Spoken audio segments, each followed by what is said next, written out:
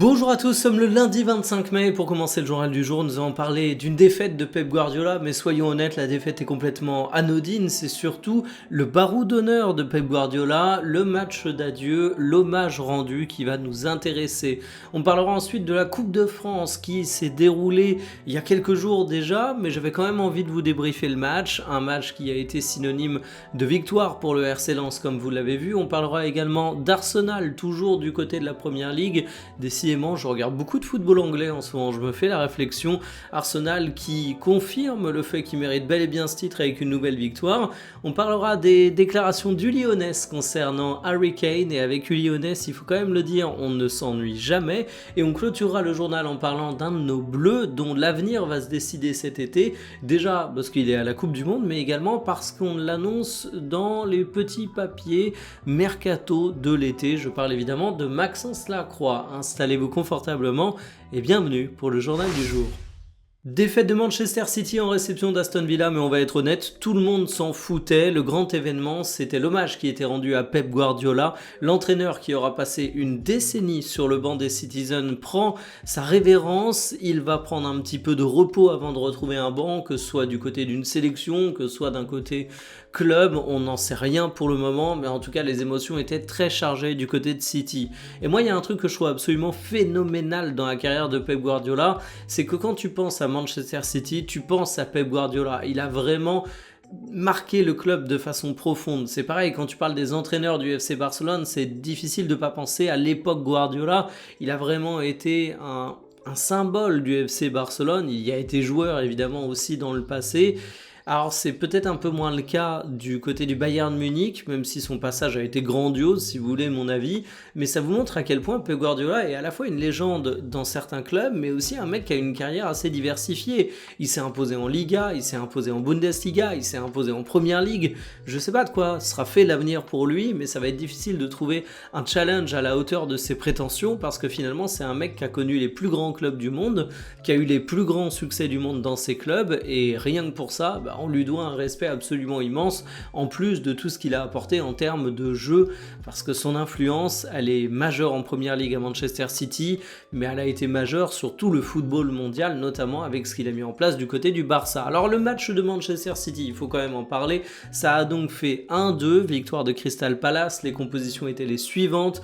Nous avons un doublé de Watkins, 21e but de la saison pour Watkins, dont 16 en Première Ligue, l'homme du match, et j'ai bien aimé son match parce que finalement tu as deux buts extrêmement différents, et c'est là que tu vois que le mec peut à la fois être un renard des surfaces opportuniste qui surveille la belle occasion, mais ce sont pas des buts dus au hasard, mais tu as aussi une action de très belle classe. Du côté de City, tu n'avais pas de Ryan Cherki, je vous remets la compo, pas de Cherki, donc pas de Kovacic, pas de Doku, pas de Gvardiol, pas de Rodri, certains sont entrés, pas tous, mais c'était pas le grand City, et finalement à part Semenyo et Bernardo Silva, j'ai pas trouvé que les joueurs étaient exceptionnels. C'est dommage, parce que t'aurais bien aimé avoir un hommage un peu plus positif pour Pep Guardiola, un match un peu plus positif pour ce dernier hommage.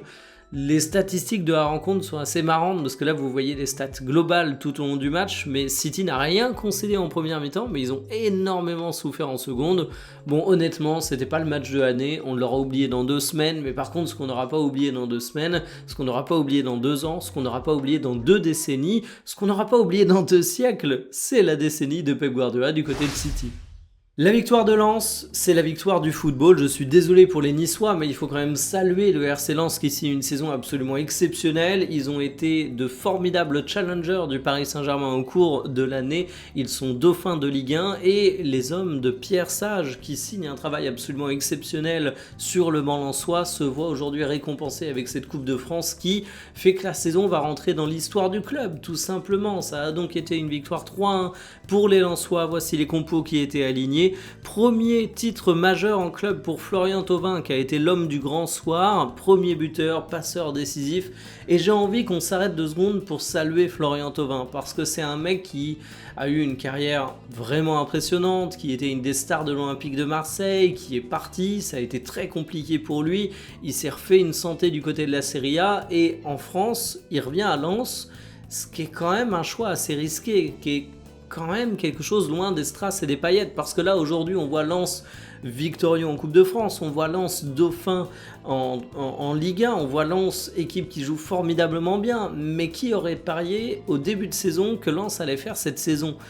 Franchement, respect à Florent Thauvin, un choix qui s'est avéré payant et surtout, il s'est parfaitement inclus dans le collectif. Il est arrivé avec humilité, il a fait partie des plans de Pierre Sage et ça représente un peu cette équipe de Lens où, une nouvelle fois, t'as tous les Lensois qui sont bons au cœur de cette finale. Alors derrière Thauvin, le reste du côté droit est un peu plus faiblard, notamment défensivement, on peut mettre ça en avant, mais c'est une équipe qui joue comme un seul homme, c'est une équipe qui est extrêmement agréable à voir. Mais saluons quand même le match des Niçois, parce que Nice est souvent décrite comme une équipe qui ne joue pas, comme une équipe un peu ennuyeuse, disons les choses franchement, mais moi j'ai trouvé que leur approche de la finale était intéressante. Ils se sont procurés des occasions, Wai a vraiment été un joueur plein de motivation au cours de cette finale. En fait, ils n'ont pas été aidés par leur banc qui a été pas incroyable. J'ai pas par exemple trouvé l'entrée de Morgan Sanson absolument exceptionnelle. Donc victoire méritée pour les Lensois, saison historique, des joueurs formidables, un entraîneur qui s'inscrit définitivement comme un des meilleurs coachs français, n'ayons pas peur des mots, c'est un coach qui a la cote et qui peut aspirer à de grands clubs, Pierre Sage, c'est que du plaisir de voir ce projet récompensé. Personne ne pourra dire qu'Arsenal ne mérite pas leur première ligue, ils ont désormais 7 points d'avance sur Manchester City, évidemment le titre est déjà bouclé, mais au moins tu t'imposes avec la manière, c'était un match face à Crystal Palace, et c'était clairement une rencontre de gala, parce que finalement t'allais là pour prendre ta petite aide d'honneur, pour faire les photos, mais les joueurs ont tout de même bien joué. Alors au cours de cette rencontre, il y a eu une grosse rotation de la part d'Arteta, Gabriel Jesus n'avait pas été titularisé en première ligue depuis février, c'est un revenant quasiment, et j'ai aussi été très étonné de voir Zubimendi au poste de latéral, mais finalement le pire dans cette histoire c'est que Zubimendi nous sort un beau match ici, comme quoi c'est définitivement un joueur de talent. Alors Madueke, ça reste l'homme qui a été le plus en vue sur la rencontre, mais il est sorti en se tenant la cuisse, donc il y a une petite interrogation sur sa forme, voire même sa présence pour le match face au Paris Saint-Germain, parce qu'évidemment la rotation en première ligue d'Arteta n'était pas seulement due au fait que la compétition était déjà pliée, c'est surtout que tu voulais épargner les blessures parce que tu as une finale de Champions League à jouer et que c'est ça la grande priorité. Alors tes titulaires sont rentrés en cours de jeu, question de toujours avoir un petit peu de rythme, mais finalement c'est un match qui était assez mineur. Arsenal a eu sa solidité habituelle, peut-être un peu moins que quand tu as tes titulaires. Tu as contrôlé la rencontre, tu mérites cette victoire, emballer c'est peser, rendez-vous pour la finale de Champions League.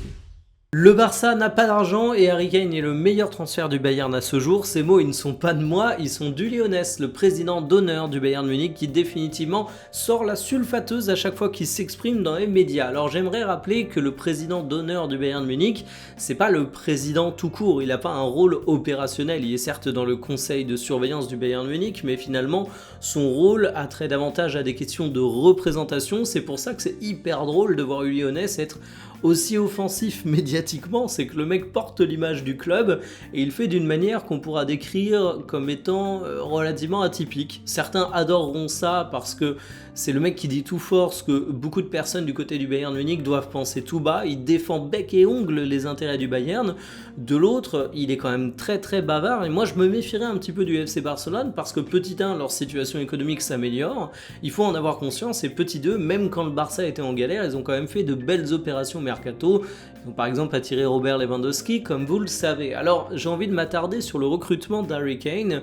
Est-ce que c'est un recrutement fabuleux pour le Bayern Munich? Il est arrivé en 2023 pour 95 millions d'euros, ce qui était un montant assez élevé pour un joueur qui, en arrondissant, était un trentenaire, mais finalement c'était un recrutement absolument fabuleux.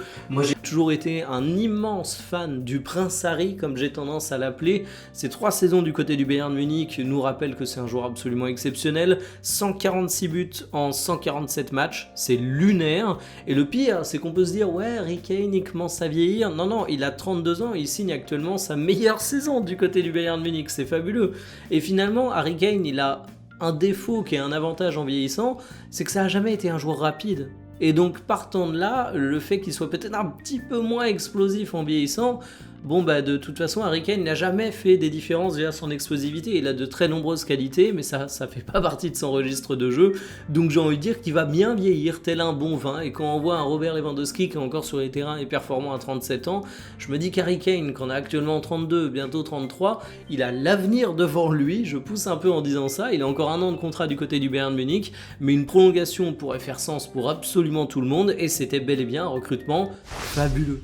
Alors qu'il fera le déplacement avec l'équipe de France pour la Coupe du Monde 2026, Maxence Lacroix pourrait connaître un autre bouleversement en plus de sa carrière internationale, un bouleversement dans sa carrière en club. Il est actuellement à Crystal Palace, classé 15e de Première Ligue. Il aurait des volontés d'ailleurs et on annonce même que le club serait disposé à le libérer pour 40 millions d'euros. C'est une somme qui est tout à fait cohérente.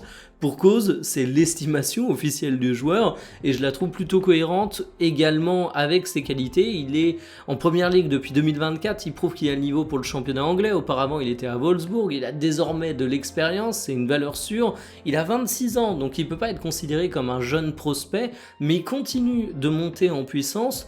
Et finalement, un joueur qui continue à monter en puissance, qui prouve qu'il a le niveau de Première Ligue, qui est international français, qui a encore pas mal d'années de contrat, évidemment, on peut dire que Lacroix, il vaut ses 40 millions d'euros. Et moi, je trouverais même pas ça surprenant de voir un club proposer un peu plus. Parce que quand tu regardes ses performances, ben, il a le niveau d'un grand club européen. Alors peut-être pas du côté du Bayern, peut-être pas du côté d'Arsenal, peut-être pas du côté du Paris Saint-Germain. Mais franchement, si vous regardez par exemple l'effectif du Real Madrid, ben moi je suis persuadé que Maxence Lacroix il serait titulaire.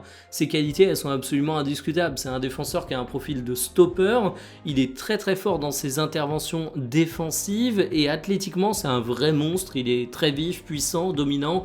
En fait, si tu prends le cahier des charges du défenseur central apprécié en Première Ligue, il coche absolument toutes les cases, donc ça m'étonnerait pas de le voir rester dans ce championnat, mais dans tous les cas il a raison d'être ambitieux parce que sans vouloir manquer de respect à Crystal Palace, il peut viser plus haut, c'est un joueur qui a vraiment beaucoup de talent. Terminé pour le journal du jour en cette journée de solidarité, j'espère que vous ne bossez pas, si vous bossez, bon courage, et de mon côté, je bosserai évidemment cet après-midi, peut-être la fameuse vidéo que je vous évoquais vendredi sur un bilan un petit peu global des recrues du mercato estival. J'ai pas encore tranché, j'ai pas mal d'autres petits sujets et c'est un peu compliqué de gérer le timing en ce moment parce qu'on sait que il y aura bientôt la Coupe du Monde, j'aurai des petits congés entre temps d'ailleurs, je vous en reparlerai. Il y a la finale de la Champions League qui va occuper toute la fin de semaine parce que c'est un événement. Et il faut que je case mes petits avant tout ça. Donc peut-être la vidéo bilan sur le mercato, peut-être que ça va faire justement une Harry Kane et que je vais la repousser sans cesse cette vidéo. Vous verrez, en tous les cas, on se retrouve aux alentours de 17h, kiffez bien votre journée et pensez à boire, il fait chaud, c'est con mais on le dit pas assez. Allez, salut.